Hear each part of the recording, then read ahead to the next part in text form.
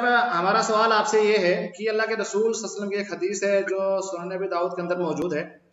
अल्लाह के रसूल ने फरमाया कि मसनून तरीका ये है कि इंसान जब इफ्तारी करे तो रुतब से करे, अगर रुतब नहीं है तो खजूर से करे, अगर खजूर भी अवेलेबल नहीं है तो पानी से इफ्तारी करे।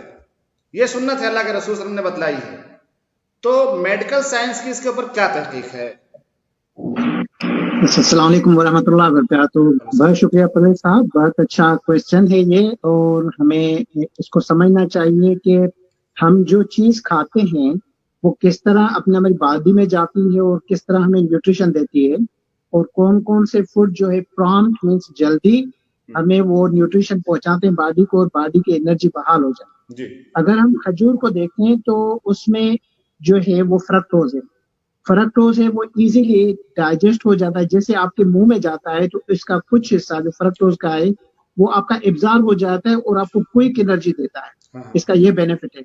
जो ग्लूकोज वाली चीजें हैं वो भी आपको, शुगरी थिंग्स, वो भी आपको फौरन आपकी न्यूट्रिशन को बहाल करती हैं, आपकी एनर्जी को बहाल करती है। रही बात कि हम रोटी खाते हैं, सालन खाते हैं, गोश्त खाते हैं, मछली खाते हैं, तो ये टाइम लेती हैं, हमारे मादे में जाएंगी, मैदे के बाद फिर छोटे आंत में जाएंगी, फिर बड़ी आंत में जाएंगी, तो एक डाइजेशन का पूरा प्रोसेस है।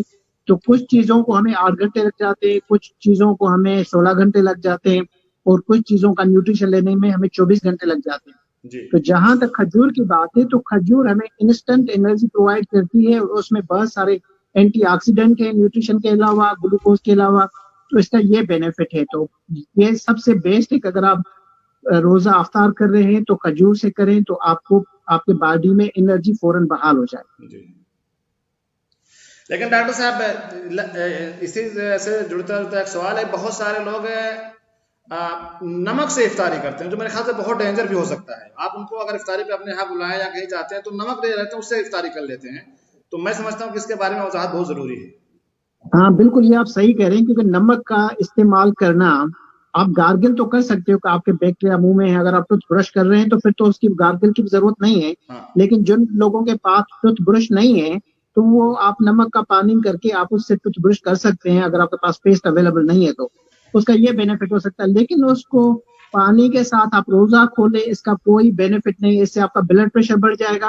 और ये हेल्थ के लिए अच्छा नहीं है। तो बॉडी को न्यूट्रिशन चाहिए, और सोडियम क्लोराइड में कोई न्यूट्रिशन नहीं है जिससे आपके बॉडी को कोई फायदा पहुंचेगा। यानी तिब्बे नुक्ते नजर से भी गलत है और सुन्नत के रूप से भी देखा तो गलत है, क्योंकि अल्लाह के रसूल ने जो बतलाए हैं वो बहुत ही बेस्ट है। अगर हम उसकी सुन्नत की मुखालफत करते हुए नमक से करते हो, न जाने कहां से लोगों ने इजाद कर लिया है